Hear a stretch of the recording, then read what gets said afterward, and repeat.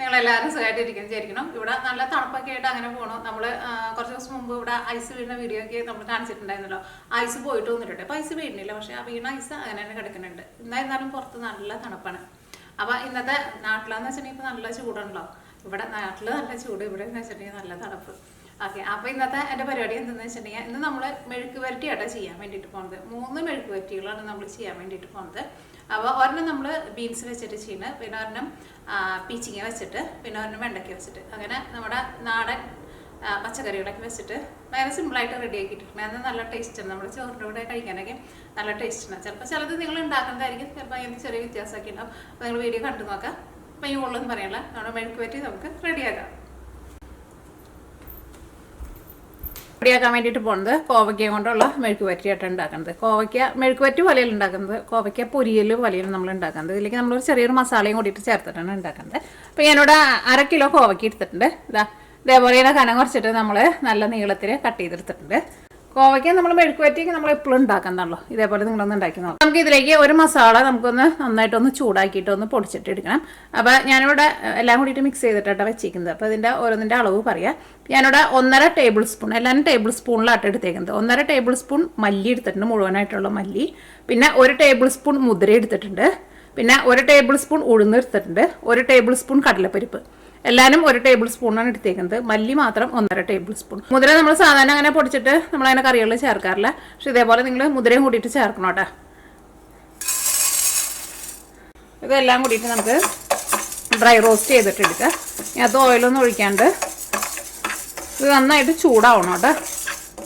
ഇച്ചിരി സമയം എടുക്കും അതൊന്ന് നന്നായിട്ടൊന്ന് ചൂടായിട്ട് വരാൻ വേണ്ടിയിട്ട്.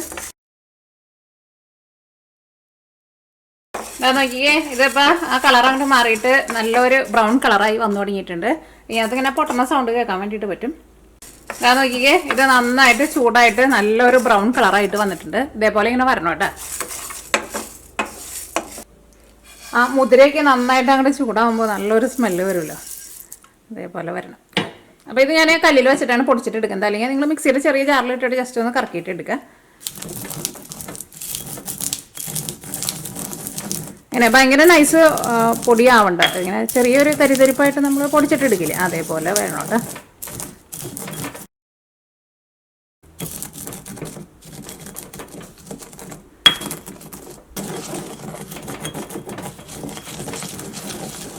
അപ്പോൾ ഇത് നമ്മൾ നല്ല തരിതരിപ്പായിട്ട് പൊടിച്ചെടുത്തിട്ടുണ്ട്. അപ്പം ഇനി ഇത് ഇവിടെ ഇരിക്കട്ടെ കേട്ടോ. ഓക്കെ, അപ്പം ഇനി ഇത് നമ്മൾ റെഡിയാക്കാൻ വേണ്ടിയിട്ട് പോവാട്ടോ. അപ്പോൾ നമ്മുടെ ചീൻചട്ടി നന്നായിട്ട് ചൂടായിട്ടുണ്ട്. ഇത് ഞാൻ എടുക്കുമ്പോഴേ നിങ്ങൾ ചെല്ലൻ്റെ അടുത്ത് ചോദിക്കാറുണ്ട് ഇത് എവിടെ നിന്നാണ് വാങ്ങിച്ചതെന്നുള്ളത്. ഇത് ഇവിടുത്തെ കടയിൽ നിന്നാട്ടോ വാങ്ങിച്ചത്. ഇതിപ്പോൾ ഇവിടെ ആ കടയിൽ ഇല്ല താനും. കോസ്കോ എന്ന് പറഞ്ഞ ഒരു കടയിൽ നിന്നാണ് വാങ്ങിച്ചത്. ഇരുമ്പിൻ്റെ ആട്ടത്.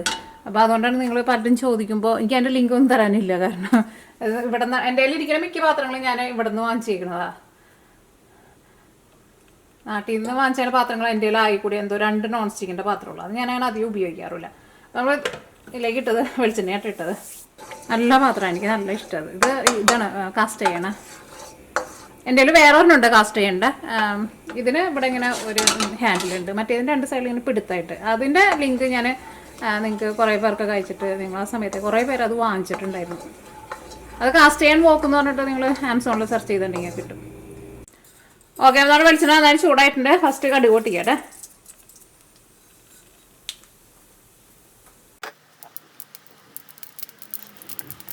ഇതിലേക്ക് ഞാൻ കുറച്ച് ക്രഷ് ചെയ്തേക്കണ ഉണക്കമുളക് ചേർക്കുന്നുണ്ട്.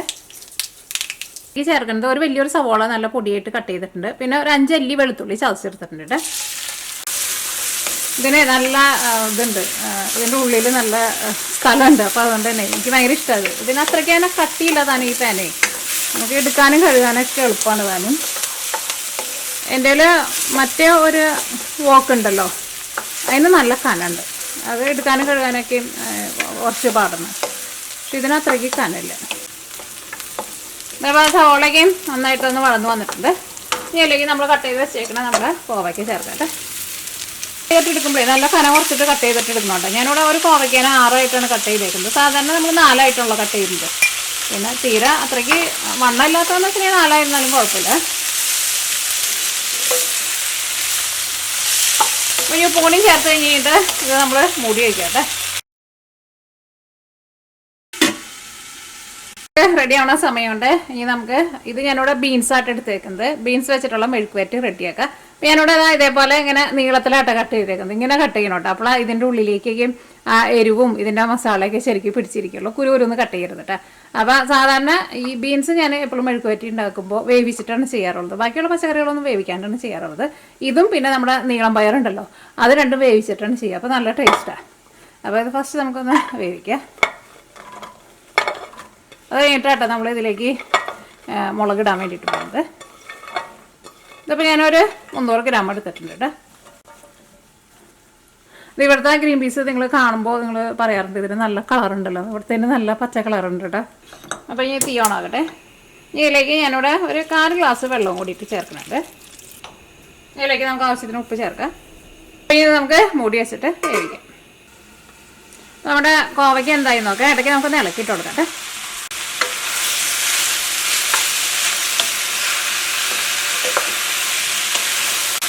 ഒന്നുകൂടി മൂടി വയ്ക്കാം കേട്ടോ. കോവയ്ക്ക് ഒന്ന് സോഫ്റ്റായിട്ട് വരണം. ഇനി അടുത്തത് നമുക്ക് വെണ്ടക്കായ മെഴുക്ക് വരട്ടി റെഡിയാക്കാം. അപ്പോൾ ഞാനിവിടെ ഒരു 400 ഗ്രാം വെണ്ടക്കായ എടുത്തിട്ടുണ്ട്, നന്നായിട്ട് കഴുകി എടുത്തിട്ടുണ്ട്. അപ്പോൾ ഇത് നമുക്കൊന്ന് കട്ട് ചെയ്തിട്ട് എടുക്കാം. വെണ്ടക്കായ കട്ട് ചെയ്തിട്ട് എടുക്കാൻ പോകണമെങ്കിലും നിങ്ങൾക്ക് എല്ലാവർക്കും അറിയായിരിക്കും, വെള്ളം ഉണ്ടെന്ന് വെച്ചിട്ടുണ്ടെങ്കിൽ നന്നായിട്ട് തുടച്ച് കളയണം. അല്ലെങ്കിൽ അതിൻ്റെ ഒരു വളുവെളുപ്പുണ്ടല്ലോ, അത് നമ്മൾ റെഡിയാക്കി കഴിഞ്ഞ് കഴിയുമ്പോഴേ ആ വളുവെളുപ്പ് കൂടുതലായിട്ട് നിൽക്കും.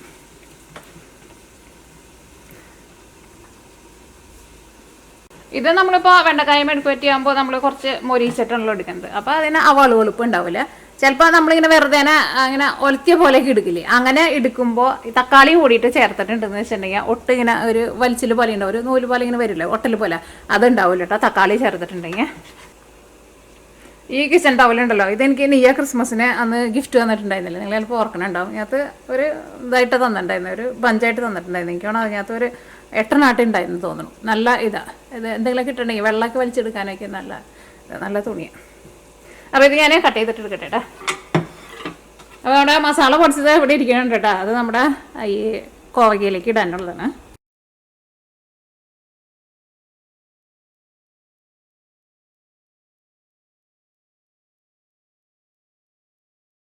അപ്പോൾ അങ്ങനെ നമ്മുടെ വെണ്ടക്കായ നമ്മൾ നല്ല ചെറുതായിട്ട് നമ്മൾ കട്ട് ചെയ്തെടുത്തിട്ടുണ്ട്. അപ്പോൾ ഈ നമ്മുടെ കോവയ്ക്ക എന്തായി നോക്കാം. നമ്മുടെ കോവയ്ക്ക നോക്കിക്കേ നല്ല സോഫ്റ്റായിട്ട് വന്നിട്ടുണ്ട്. ഇതേപോലെ ഒന്ന് പരത്തി വെച്ചോ കേട്ടോ. കാരണം ഇത് നമുക്ക് ചെറുതായിട്ടൊന്ന് മൊരിയിച്ചിട്ട് വേണം എടുക്കാൻ വേണ്ടിയിട്ട്. ഇതിലേക്ക് മുളക് പൊടി ചേർക്കാം. മുളക് പൊടിയൊക്കെ നിങ്ങളുടെ എരിവിനനുസരിച്ചിട്ട് ചേർത്തോട്ടെ.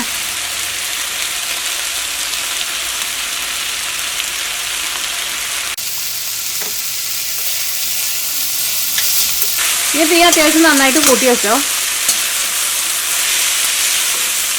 ഞാൻ മിക്ക വീട്ടിലും പറയാറുണ്ട്, നമ്മൾ ഈ നോൺ സ്റ്റിക്കിൻ്റെ പാത്രത്തിലേക്ക് വെച്ചിട്ടേ നമ്മളിങ്ങനെ ഉണ്ടാക്കിയിട്ടുണ്ടെങ്കിൽ അതിന് അത്രയ്ക്ക് ടേസ്റ്റ് ഒന്നും ഉണ്ടാവില്ല.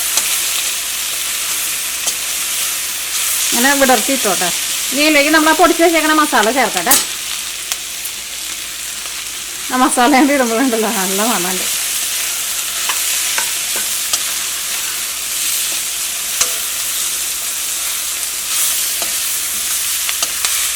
ഇനി നമുക്കൊരു 2-3 മിനിറ്റ് ഇതേപോലെ ഇങ്ങനെ തുറന്ന് വെച്ചിട്ടൊന്ന് ഇളക്കി കൊടുക്കാം.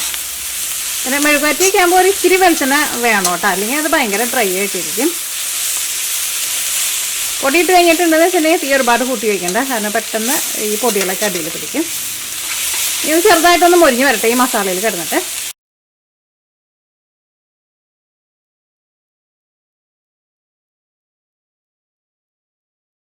നമ്മുടെ മസാലയൊക്കെ ചേർത്ത് കഴിഞ്ഞിട്ട് ഒരു 6-7 മിനിറ്റ് ഒരു മീഡിയം ഫ്ലെയിമിൽ വെച്ചിട്ട് ഞാനിങ്ങനെ ഇളക്കി കൊടുത്തിട്ടുണ്ടായിരുന്നു. നമ്മുടെ കോവയ്ക്കൊക്കെ നോക്കിക്കേ നല്ല മുരിഞ്ഞ പോലെ വന്നിട്ടുണ്ട്. അതേപോലെ തന്നെ കോവയ്ക്കുമ്പോൾ നോക്കിയാൽ മസാലയൊക്കെ നന്നായിട്ട് പിടിച്ചിരിക്കണുണ്ട് താനും. അപ്പോൾ ഈ നമ്മൾ തീ ഓഫ് ചെയ്യാം കേട്ടോ. ഇത് സൂപ്പർ ടേസ്റ്റാട്ടോ.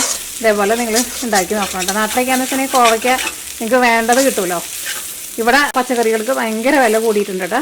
ഇപ്പോൾ ഞാൻ ഈ കോവയ്ക്ക് എടുത്തു, ഇനി കുറച്ചും കൂടിയും എൻ്റെ കയ്യിൽ ഇരിക്കുന്നുണ്ട്. ഇത്രയ്ക്കില്ല, എനിക്കോണം ആകെ കൂടി ഞാനൊരു 1 കിലോ ഇല്ലയെന്ന് തോന്നുന്നു, 1 കിലോൻ്റെ അടുത്ത കണ്ടുള്ളൂ. അത്രയ്ക്ക് കോവയ്ക്ക് ഞാൻ വാങ്ങിച്ചതിന് $12-13 കൊടുത്തു. അത് നമ്മുടെ നാട്ടിലെ ഒരു 1000 രൂപയിലും മുകളിൽ വരും 1 കിലോ കോവയ്ക്കയുടെ വിലയെന്ന് പറയുന്നത്. ഭയങ്കര വില, എല്ലാ പച്ചക്കറികൾക്കും ഭയങ്കരമായിട്ട് വില കൂടിയിട്ടുണ്ട് ഇപ്പോൾ.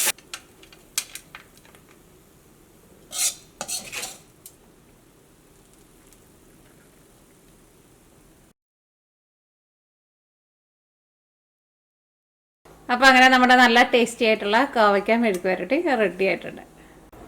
അപ്പോൾ ഈ നമ്മൾ ബീൻസ് മെഴുക്ക് വരട്ടിയായിട്ട് റെഡിയാക്കാൻ വേണ്ടിയിട്ട് പോകുന്നത്. അപ്പോൾ നമ്മുടെ പാനിലേക്ക് നമുക്ക് ആവശ്യത്തിന് വെളിച്ചെണ്ണ ഒഴിക്കാം. അപ്പോൾ നമ്മുടെ ബീൻസ് നമ്മൾ വേവിക്കാൻ വേണ്ടിയിട്ട് വെച്ചിട്ട് അത് നന്നായിട്ട് വെന്ത് നല്ല സോഫ്റ്റായിട്ട് വന്നിട്ടുണ്ട് കേട്ടോ. അപ്പോൾ നമ്മുടെ വെളിച്ചെണ്ണ നന്നായിട്ട് ചൂടായിട്ടുണ്ട്. ഫസ്റ്റ് നമുക്ക് കടുക് പൊട്ടിക്കാം.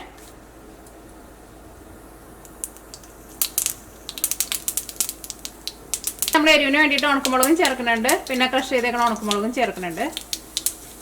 പൊടിയായിട്ടും ചേർക്കാം, രണ്ടായിട്ട് ചേർക്കാം. കാരണം പൊടിയും കൂടി ആയിട്ട് ചേർത്താലായിരിക്കും അതിൻ്റെ ഉള്ളിലേക്ക് ശരിക്കും ആ എരിവ് അങ്ങോട്ട് കിട്ടുക. ഇതിലേക്ക് ഞാനിവിടെ ഒരു വലിയൊരു സവാള ചെറുതായിട്ടൊന്ന് കട്ട് ചെയ്തിട്ടുണ്ട്, അത് ചേർത്തിട്ടുണ്ട്. അതിലേക്ക് വെളുത്തുള്ളി ചേർക്കണില്ല കേട്ടോ.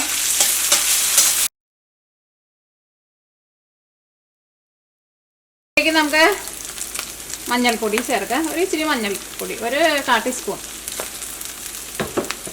പിന്നെ മുളക് പൊടി നിങ്ങളുടെ എരിവിനനുസരിച്ചിട്ട് ചേർത്തോട്ടെ. നമ്മൾ ക്രഷ് ചെയ്തേക്കണ ഉണക്കമുളകും ചേർത്തിട്ടുണ്ട്. ഇതിലേക്ക് നമ്മൾ വേവിച്ച് വെച്ചേക്കണ ബീൻസ് ചേർക്കട്ടെ. ബീൻസ് വെന്ത് കഴിഞ്ഞ് കഴിയുമ്പോൾ അതിനകത്ത് കുറച്ച് വെള്ളവും കൂടിയിട്ട് വേണം കേട്ടോ, ഭയങ്കരമായിട്ട് വറ്റിച്ചിട്ട് എടുക്കരുത്.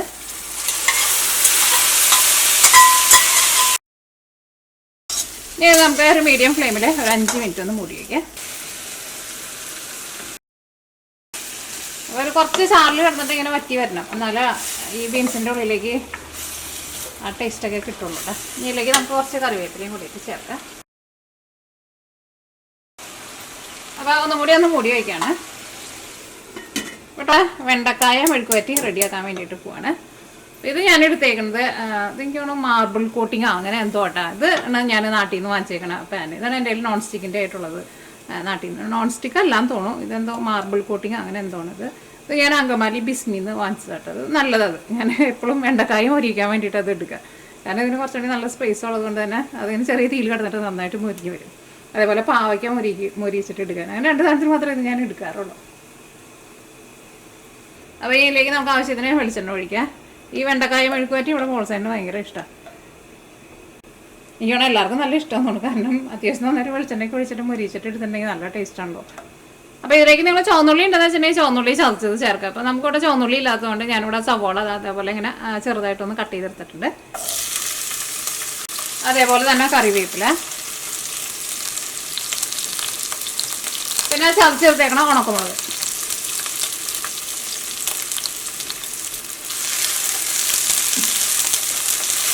ഈ സവാളയ്ക്ക് നന്നായിട്ടൊന്ന് വഴന്ന് വരട്ടെ.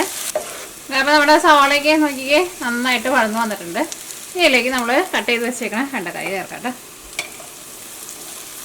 ഇതിനകത്ത് നമ്മൾ വെള്ളം നന്നായിട്ട് കളഞ്ഞാണ് നമ്മൾ നോക്കിയിട്ട് ഇങ്ങനെ ഇടുമ്പോൾ അതുമ്പോൾ ഒട്ടിങ്ങനെ ഒരു ആ സ്റ്റിക്കി പോലെ വരുന്നില്ല. അല്ലെങ്കിൽ നമ്മൾ വെള്ളം കളയാണ്ട് നമ്മൾ കട്ട് ചെയ്തെടുത്തിട്ടുണ്ടെങ്കിലേ അതിങ്ങനെ ഒരു നൂല് പോലെ നമുക്കൊന്ന് കാണാൻ വേണ്ടിയിട്ട് പറ്റും. ഇതിലേക്ക് നമുക്ക് ആവശ്യത്തിന് ഉപ്പ് ചേർക്കാം. ഒരു 5 മിനിറ്റ് നമുക്കൊരു മീഡിയം ഫ്ലെയിമിൽ മൂടി വയ്ക്കാം. അത് കഴിഞ്ഞ് കഴിയുമ്പോൾ പിന്നെ അത് നമുക്ക് തുറന്ന് വെച്ചിട്ട് മൊരിച്ചിട്ട് എടുക്കാം.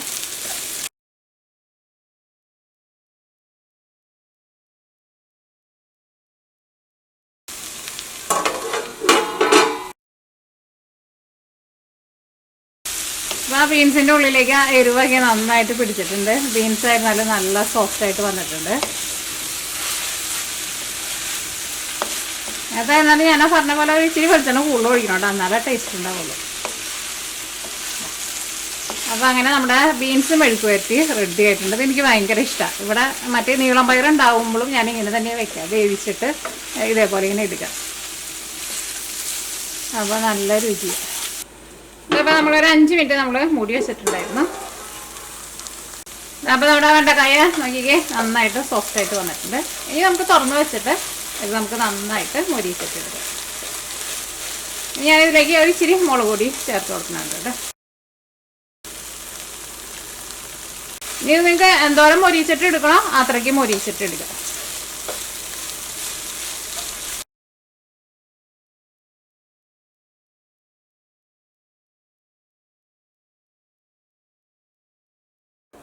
അപ്പോൾ അങ്ങനെ നമ്മുടെ ബീൻസ് മെഴുക്ക് വരട്ടിയും റെഡി ആയിട്ടുണ്ട്. ഇതായിരുന്നാലും നല്ല ടേസ്റ്റുള്ള മെഴുക്ക് വരട്ടി കേട്ടോ.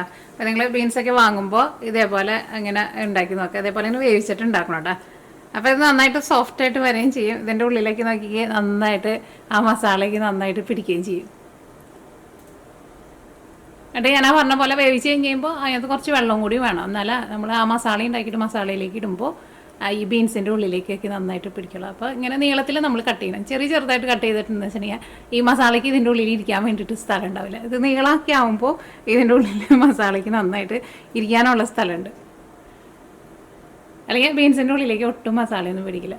ഇത് നമ്മുടെ ചോറിൻ്റെ കൂടെ കഴിക്കാൻ വേണ്ടിയിട്ട് നല്ല ടേസ്റ്റ് ആട്ടെ. പിന്നെ അതേപോലെ നന്നായിട്ട് അത്യാവശ്യം വേവുകയും ചെയ്യണം. അതാണ് അതിൻ്റെ ടേസ്റ്റ്. ഇതാ നോക്കിക്കേ, ഇപ്പോൾ നമ്മുടെ വെണ്ടക്കായ നന്നായിട്ട് മുരിഞ്ഞ് വന്നിട്ടുണ്ട്. അപ്പോൾ നിങ്ങൾക്ക് ഒന്നും കൂടി മൊരിക്കണമെന്ന് വെച്ചിട്ടുണ്ടെങ്കിൽ അത് നിങ്ങളുടെ ടേസ്റ്റിനനുസരിച്ചിട്ട് നിങ്ങൾ മൊരിച്ചിട്ട് എടുത്തോട്ടെ. ആ വെണ്ടക്കായ്ക്ക് മൊരിഞ്ഞ് കഴിഞ്ഞ് കഴിയുമ്പോൾ നല്ലൊരു മണമാണല്ലോ.